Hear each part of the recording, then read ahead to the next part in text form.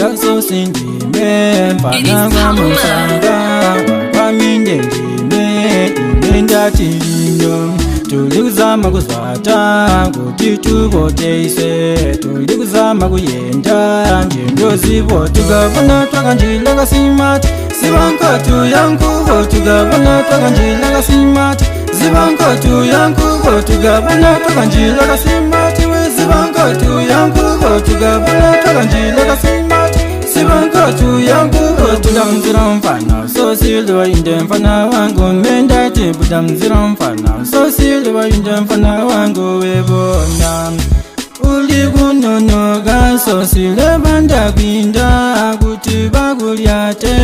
utali tukavona twakanjila kasimati sivankatu yankuvo tukavona twakanjila kasimati zivankatu yankuvo tukavona twakanjila kasimati we zivankatu yankuvo tukavona twakanjila kasimati zivankatu yankuvo twasi imenze ndiyeya ndimenzize ndike iwenzo yeya nduzizolike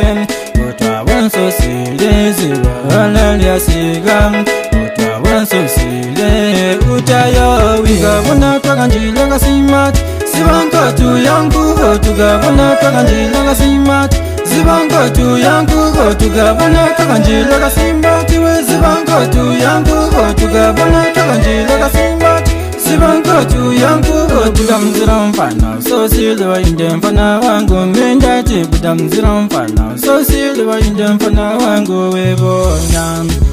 uli kunonoga sosile banda kwinda kuti bakulyate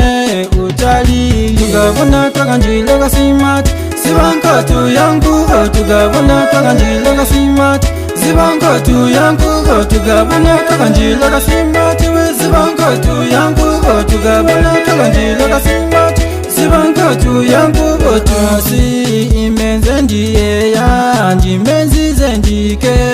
iwenzo yeya nduzizolike utawonsosile zivalalyasigam